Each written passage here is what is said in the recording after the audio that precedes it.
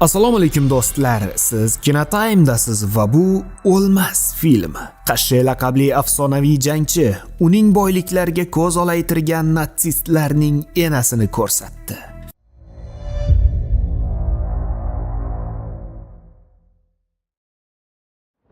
Milliy lingvistik an'analarga asoslangan film tilla vazvasasi voqeasidan boshlanadi. Qimmatbaho metall zarralarini topgan Atami so'kinish bilan o'z xursandchiligini ifodalaydi. Otining kuzatuvi ostida konchilarning eski qo'shig'ini eslagan qariya yer kovlashni boshlaydi. Bu ishdan uni hatto boshi uzra uchib o'tayotgan dushman uchoqlari ham chalg'ita olmaydi. Uchoqlarga teginmagan izlovchi ertasi kuni tongda yana kovlashga tushadi. Kunlar shu yo'sinda o'ta boshladi. Qariya yillar va iste'dodini bergan chuqur esa bo'm-bo'shligicha turardi toki kunlardan birida ayni izlagani oltin koniga duch kelmaguncha. Ko'zlarga ishonmagan Atami dars yiqilib, endi bu boylikni qanday ishlatish haqida o'ylashni boshlaydi. Yetarlicha tilla olgan qariya otiga minib, o'ljasini pullash uchun shaharga yo'l oladi. Yo'l yarimida shaharni ishg'ol qilib kelayotgan nemis askarlarga duch keladi. Ular yonlaridan jimgina o'tib ketayotgan Atamiga hayrat ko'zi bilan qarashadi. Yuk mashinasi yukxonasida esa bosh millatchi o'rinbosari Wolf asirga olingan ayollarni zo'rlash bilan band edi. Biroq soqolli kovboy haqidagi shovqin uni tashqariga chiqishga majbur qiladi. U yerda esa ko'z ko'rib o'rgangan pidjakda otryad komandiri bo'lmish gubernatsist Bruno o'tirardi. Wolf qariyaning boshidan darcha ochib unga salom yo'llamoqchi bo'ladi, biroq xuddi uni otsa kino tugashini sezganday Bruno uni to'xtatadi.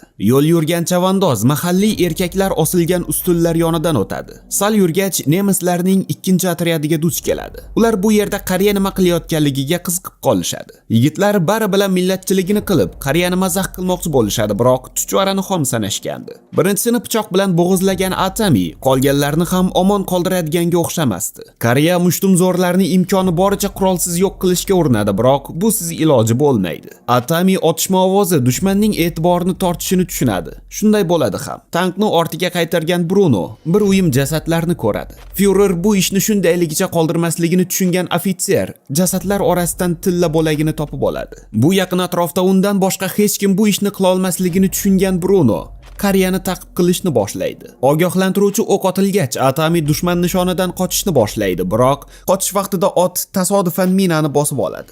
Shunda ham balo urmagan qariya o'rnidan turib, chochilib ketgan tillalarni yig'ishni boshlaydi. Bu vaqtda tuman ortidan nemis texnikalari sekin-asta paydo bo'ladi. Qariyaning oltin yig'ayotganligini tomosha qilayotgan Bruno Wolfga yana kinoni tugatib qo'ymaslikni buyuradi. Biroq ofitser nihoyat o't ochishga buyruq bergach, ayyor chol tosh bilan oralaridagi minani portlatadi va tutunli devor yaratib, dushmanning yomg'irday yog'ilayotgan o'qlardan qochadi. Bruno askarlardan biriga tutun ichiga kirib jasadni topishni buyuradi. U esa ehtiyotkorlik bilan minalarni xatlab o'tadi, biroq bekor qildi. Tulkichol minalardan birini to'g'ri askarning boshiga uloqtirib, uni qiyma go'shtga aylantiradi. Ofitser yana ikkita askarni jo'natadi, biroq ular ham qiymaga aylanishadi. Ot jasadining oldiga kelgan Bruno izlovchining g'alati jetonini topadi.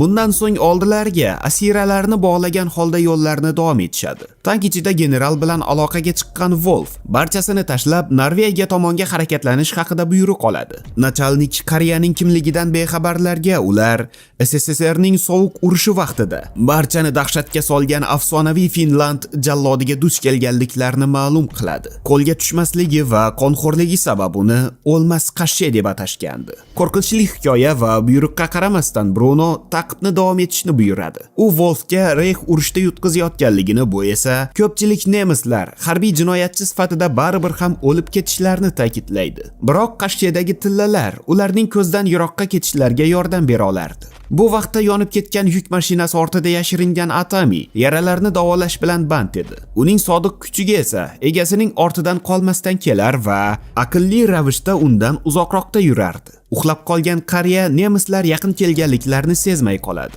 Har qadamda qashsheni izlab yurgan askarlarni qavomiyasiga chekkada yotgan yuk mashinasini ko'zdan kechirish fikri kelmaydi. Dushman itlari qochoq hidini olishayotgan vaqtda Atami yurib kelayotgan mashinaning tagiga kirib olib, benzin baqini yorgan holda ovcharkalarni chalg'itmoqchi bo'ladi. Biroq bu sezilmasdan qolmaydi. Yo'l yurishdan charchagan harbiylar biroz nafas rostlashadi. Vaqtdan foydalangan qashshe quyon qiladi. Ammo uni sezib qolishadi va Bruno itlarni qo'yib yuborishni buyuradi. Qariya gugurt yoqib ustiga qo'ygan benzinni yoqqach, o'q yog'ini ostida ko'lga sakrab suv tubida yashirinadi. Nemislar qariyaning suzib chiqishini kutishadi. Biroq yetarlicha tajribali Kashshe hali beri chiqadiganga o'xshamasdi. Bruno askarlardan birini uning ortidan jo'natadi. Suv tubidagi bekinmachoqda Atami g'olib bo'ladi va nemis askarni bo'g'izlaydi. Bundan so'ng askarning o'pkasidan chiqayotgan havodan nafas oladi. Suv sathi qizil qonga bulg'angach, Bruno ikkinchi askarni ham Kashshe oldiga jo'natadi. Biroq uning ham taqdiri sheriginikidan farq qilmaydi. Tirik qolgan askar Kashshening qo'lida o'lmasligi uchun surib qolmoqchi bo'ladi, biroq Wolfning o'qi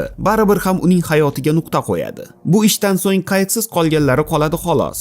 Atami esa uni qirg'oqqa tortib olib, ichidagi jasadni o'ziga qalqon qilgan holda Wolfning o'qlaridan omon qoladi. Qirg'oqning narigi tarafida qochib ketayotgan boyliklarga qarab turgan nemislar oldiga Kashshening kuchukchasi keladi. Uni ko'rgan Brunoning kallasiga ajoyib fikr keladi. Atami yo'l bo'yi natsistlar tomonidan vayron qilingan shahar yonidan o'tadi. Yo'lni davom etgan qariya yarim vayron qilingan zapravka oldiga keladi va biroz nafas rostlab olishga qaror qiladi. Uni kuchukchaning akkillash chalg'itadi.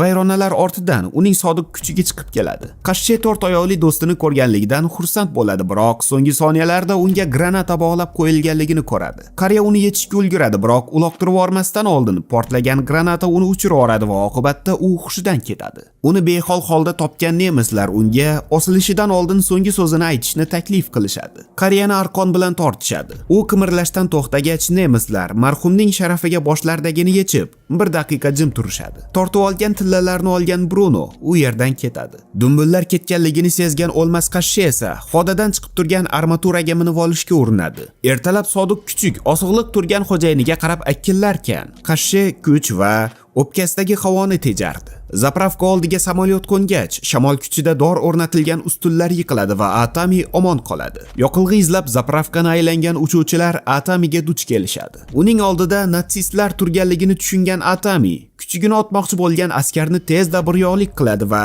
ikkinchisini ham uzoqqa olib bormaydi. Bundan so'ng bir chekkaga o'tirib, tortib olingan tillalarni qanday qaytarib olish haqida chuqur mulohaza qiladi. Endi unda nafaqat bilim va ko'nikmalari, balkim samolyoti ham borligini anglagan Atami yaralarni qo'lbola vositalar bilan davolab, yo'lga otlanadi.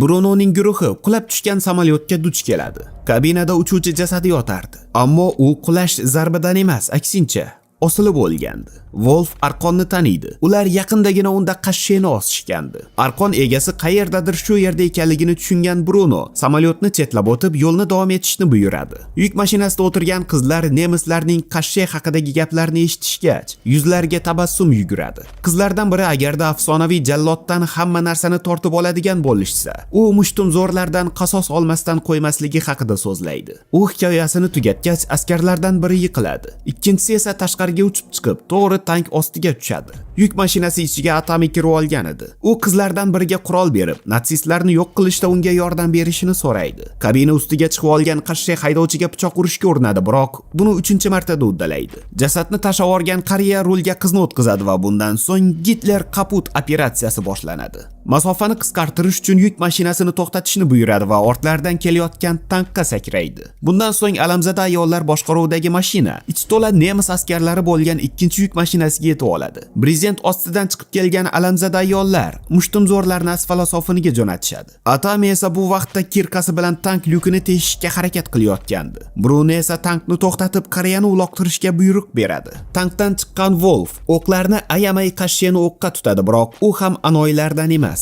Orqadan chiqib olgan qariya natsistni tank ichidan xamirdan qil sug'urganday chiqarib oladi. Mushlashuv vaqtida ikkovi ham pastga ag'anab ketishadi. Askarni yo'qotganligini ko'rgan Bruno esa ishtonini qo'llagan holda Kashshe bandligida surib qolish uchun tezroq haydashni buyuradi. Qariya endi Wolfni o'ldiraman deb turganda tuman ichidan mototsikl mingan ikkita nemis askari chiqib keladi. Atami dushmanlarga joning kerak bo'lsa qochib qol degan ishorani ko'rsatgach, ular ham mototsikldan ko'ra o'lmaslikni afzal ko'rishadi. Shundoq ham adabini yegan Wolfni qoldirgan Atami mototsiklni olib tillalarning ortidan jo'naydi.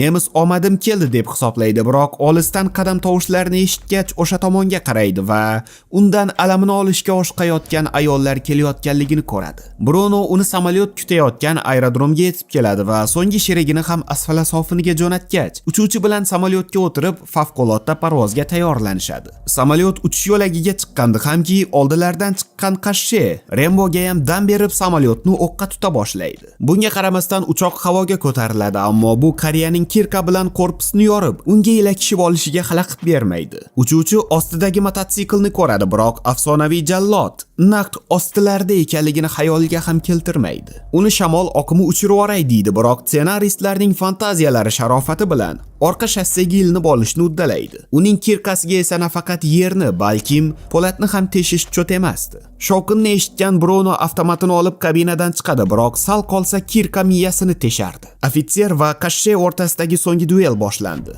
Bruno xuddiki g'olib bo'lganday edi va Koreyani metal uchli arqon bilan savalashni boshlaydi. Atami esa shu ham zarbami deganday o'rnidan turadi. Bruno yana bir zarba bermoqchi bo'lganda Koreya arqonni ushlab olib, uni bombaga ilintirib, bambalyuk rechagini tortadi va ofitser alamli ammo tez o'lim topadi. Koreya uchoq yerga qulayotganligini tushunadi. Pilot janjal vaqtida halok bo'lgandi. Yetmaganiga motorlardan biri ishdan chiqadi. Tillalarni olgan Koreya o'zini bortga mahkam bog'lagan holda to'g'ri yerga sho'ng'iydi. Bunday qulashdan so'ng manaman degani ham parcha bo'lardi, ammo qashshe emas. Tillalarni mahkam ushlagan Koreya botqoq ichidan chiqib oladi. Bundan so'ng kuchukchasini mototsiklga o'tkazib, shahar tomonga yo'l oladi.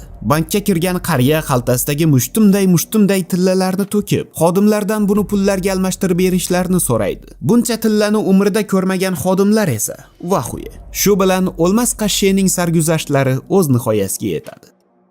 Do'stlar, tomosha qilganingiz uchun rahmat. Film haqidagi fikringizni kommentariyada yozib qoldiring, videoga like bosishni va kanalga obuna bo'lishni unutmang. Keyingi sahnalarda uchrashguncha, xayr.